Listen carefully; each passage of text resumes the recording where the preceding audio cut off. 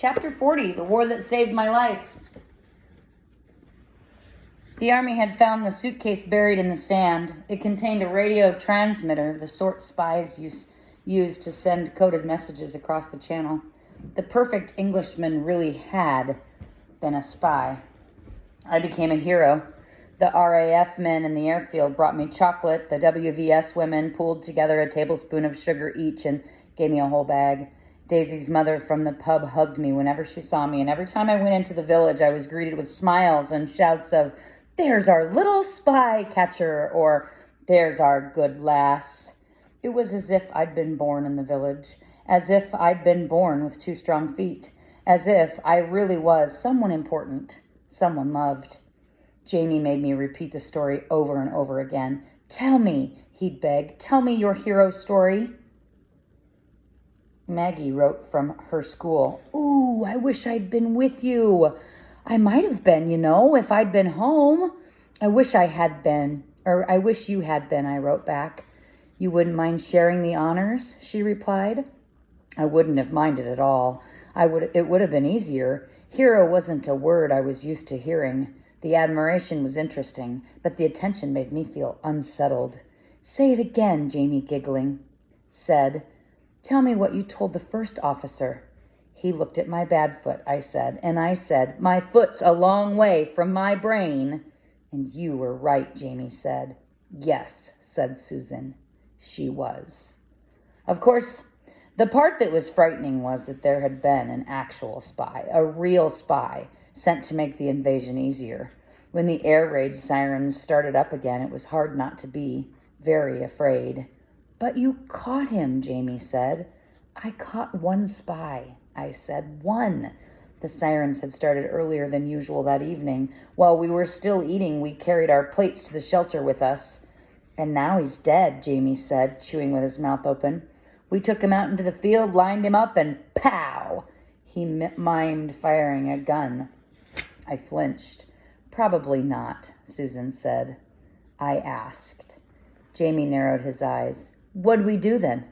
"Nobody will say for sure."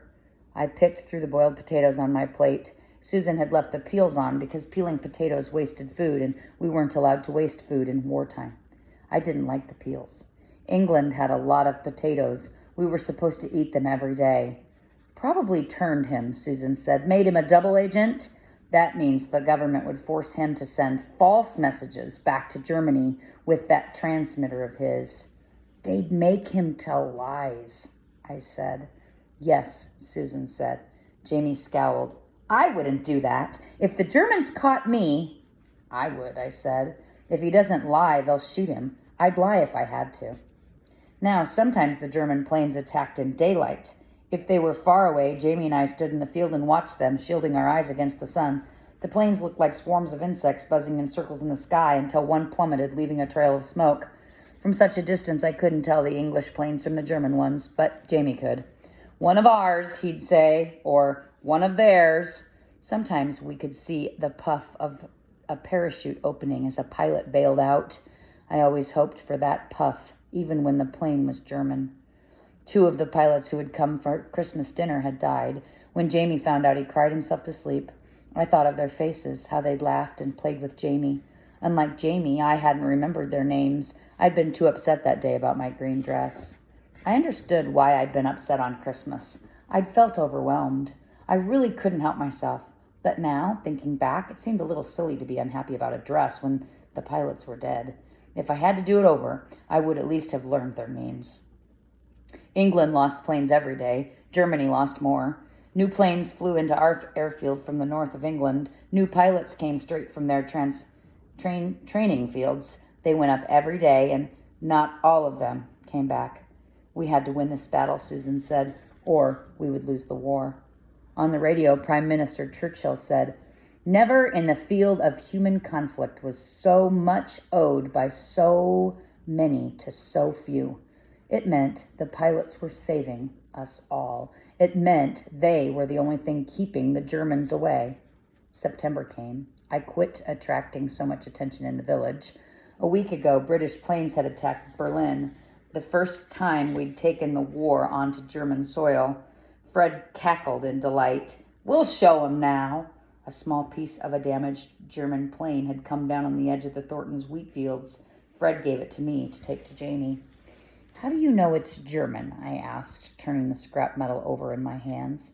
I saw the booger, Fred said. He was heading back over the channel, trailing parts of his airplane as he went. It was bad training to let Butter run when he was close to home, but that day I did it. I felt so happy. The sun was warm, I couldn't see planes or hear sirens, and Jamie would be so pleased to have a chunk of German plane. Butter galloped happily, his ears pricked. I'd been practicing my jumping all summer, and even though Fred hadn't given me permission yet, I knew we were ready. Instead of slowing Butter for the pasture gate, I turned him toward the stone wall, and I urged him forward. He flew it. We jumped the wall at last. Across the field, I could see Susan standing in the back garden with Jamie and an adult I didn't know. I kicked Butter on, flying down the field. Jamie, I yelled, I brought you a piece of Messerschmitt. I pulled Butter up and patted his neck, laughing. Did you see us jump? I asked Susan. Did you? Then I recognized the woman standing beside her. Ma'am. Chapter 41. Ma'am. I didn't know what to think. I steadied Butter in front of the garden wall, my hands on the reins, and looked at her. She looked back at me, shading her eyes with her hand. Her expression of mingled anger and disinterest didn't change. Hello, I said. She scowled. Who are you? She didn't recognize me. I dismounted Butter, landing carefully on my good left foot. I untied my crutches from the back of the saddle and swung myself forward over the garden wall. I'm Ada, I said.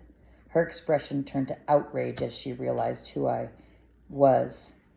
What the heck's this? She said. Just who do you think you are? Jamie was holding Ma'am's hand. Jamie looked so hopeful. Coming in on a pony, Ma'am said. Like little Princess Margaret, are you now? I learned to ride, I said. I go side saddle so it doesn't hurt my... Ma'am thrust a battered envelope under my nose. And this? She said. What's the meaning of this, eh? I looked. It was one of Susan's letters. It was her handwriting on the envelope. Want some kind of operation, do you? Ma'am said. My heart leaped. They can fix my foot. The doctor said... Like heck they can, Ma'am said. Isn't nothing gonna fix that foot. First I get a letter, says now I have to pay the government for taking my kids away. 19 shillings a week, and the government wants me to pay. No one will make you, Susan interjected. And then here's this. Sent to the wrong place. Just got it, I did. And what is it but someone with the bloody cheek to be telling me what to do with my kids? And then here you are, all dressed up, sitting on a pony, nose in the air, acting for all the world like you're better than everybody. No, ma'am, I said. Like you're better than me? No, ma'am. Come on, Ma'am said. We're going home. Susan tried to argue. Ma'am turned on her and glared. You're telling me where I can take my own kids? You? Ma'am went on from there, telling Susan off every possible way. I felt myself grow cold, distant, far from all of them. My mind folded in on itself. But no, I had to stay present. I hadn't taken care of Butter. I started back to the pasture. Where do you think you're going? Ma'am said. I need to untack Butter. He can't stay with his saddle on. Like heck. Come back here. We're catching the next train. I still moved toward Butter. Ma'am walloped me, caught me straight between the shoulders with a hard blow. I hadn't expected it, and I flew forward, scattered my crutches and scuffing my palms in the dirt. Jamie cried out. Tears came to my eyes. I'd forgotten what being hit was like. I staggered to my feet. I'll take care of Butter, Susan said. Come on, Ada, Ma'am said. She had her hand on Jamie's neck so I couldn't see his face. She marched him toward the side gate. Wait, Susan said, turning back. They'll need their things. They don't need nothing, Ma'am replied, dressed up like toffs. You've done them no favors letting them get above themselves. They don't need no things, not where they're going. Susan ran into the house anyway. She came out carrying her copy of Swiss Family Robinson. Take this, she said to Jamie, thrusting it at him. It's yours. Ma'am's Ma'am eyed the book suspiciously. He don't want that, she said. What would he do with that? I don't want it, Jamie echoed. His hopeful expression had vanished. He looked petrified. I don't. No, I said, he doesn't. Don't make him take it, I silently begged Susan. It'll be worse for him if you do. Susan looked at me. Her face went blank. She slipped the book under her arm. I'll keep it for you, Jamie, she said. Ada, I'll take care of Butter. I promise. I won't let his feet grow long again. Ma'am pushed Jamie through the gate.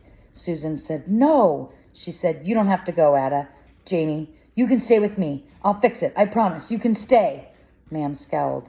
Think you can steal my kids, do you? I'll go to the police, Susan said. They'll listen to you, Ada. They'll listen to us. You can stay. The pause that followed this seemed to last a lifetime. Ma'am sucked in her breath. Jamie snuffed. I looked at Susan and I said, You didn't want us.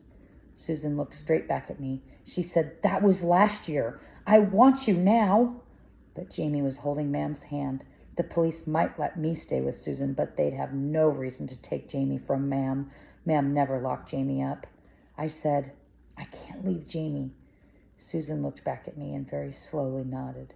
Ma'am muttered something under her breath. She yanked Jamie down the road. I followed. When I looked back, Susan was already on the other side of the garden wall, unbuckling the girth of my saddle. She didn't look up. She didn't say goodbye. Chapter 42. When we got to the end of the drive, Ma'am stopped. What are those? She said, pointing to my crutches. I walk faster with them, I said. She snorted. Like you need to walk. I said, I can walk. Not for long, missy, Ma'am said. Not for long. The train to London was even slower and more crowded than the one we'd been evacuated on. Servicemen sat on kit bags on the aisle. One man offered me a seat because of my crutches, and Ma'am scowled at him and pushed past me to sit down. The man started to speak. I'm fine standing, I said quickly, with my crutches. I should have kept quiet. Ma'am's eyes narrowed. I don't know who gave you the idea it was all right to go out where people could see you, she said in a low, furious voice, flaunting your crippled self. You can use them things till we get home and not a minute longer. But I can walk, I said. But I don't want you to. You hear me? I swallowed. It was worse than a nightmare. Ada caught a spy, Jamie whispered. Ma'am snorted. Pull the other one, she said. Tell her, Ada, Jamie said. Tell her your hero story. I kept my mouth shut and shook my head. It was late at night before we got off the train and went stumbling through the inky, blacked-out streets of London. I tripped over rough curbstones. The shadows made noises I didn't remember, but the decaying smell rising from the damp streets was the same. Butter, I thought. Think of riding Butter. Ma'am had moved. She told us to be closer to the factory where she now worked. Plus, it got me away from those neighbors with nothing nice to say. I've got a decent job now, even if it's still nights. You'll like the new place. It won't be posh like that rich old bats you were with, but it's pretty fine. Susan's not a rich old bat, Jamie said. Oh, Jamie, I thought. Shut up. Sure, she is now. Bet she pockets what she gets to take you in, except, of course, what she spent on those clothes. What's that you're wearing anyhow, Ada? Pants? Riding jodhpurs, I said, then immediately wished I hadn't. Ooh, fancy. What's that called when it's at home? They're just pants for riding, I said. They're not posh. Posh ladies wear riding habits, and they didn't cost anything. Susan made them. She had to, when I'd worn out the pants Maggie gave me, and I should have learned to shut up too, really. I should. Ooh, posh ladies wearing riding habits, do they? Surprised you ain't got one of those. Susan had said she'd make me one. She thought it would be fun. You won't be wearing pants in my house, Ma'am said. Tomorrow I'll be taking those to a pawn shop and getting you something suitable. The cheek of her, letting you out where people could see you. There's nothing much wrong with me, I said. My foot's a long way from my brain. Slap. I fell backwards, stumbling, scraping my elbow on something rough. For a moment I lost my crutches in the dark. Jamie helped me up. Shut up, I thought. Shut up. Ma'am led us up 3 flights of stairs. Bare dim light bulbs hung at each landing, throwing the stairwells into shadow. I saw something scutter out of view. A rat, I thought. I'd forgotten rats. I'd forgotten how the hallways smelled from the commons toilets on each floor. Ma'am swung open the dirty wooden door. "Here we are," she said. The flat had 2 small rooms. We walked into a room with a table, sink, a gas ring, and some chairs. A thin rug on a linoleum floor. No cabinet under the sink. No cabinet big enough to stuff me into. I looked first thing. "Well," Ma'am said. I swallowed. "Very nice," I said. "Posh brat," Ma'am said.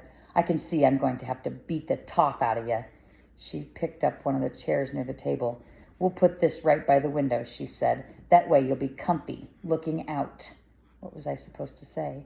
I no longer knew the right answers. "Thank you."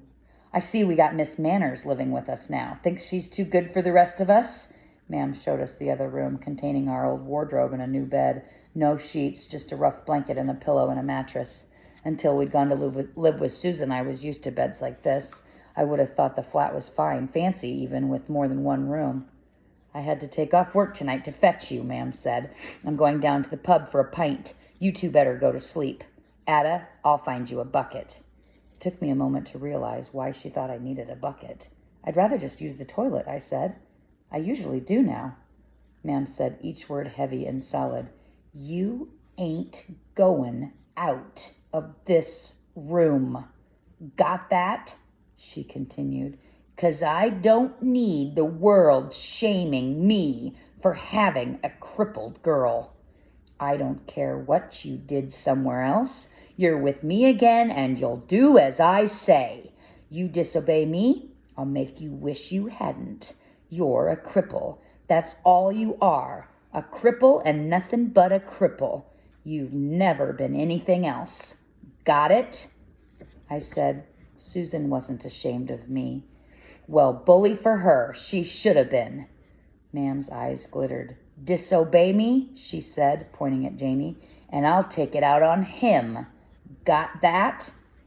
"Yes, ma'am," I said. She went out. I looked at the door and the bucket. I used the bucket.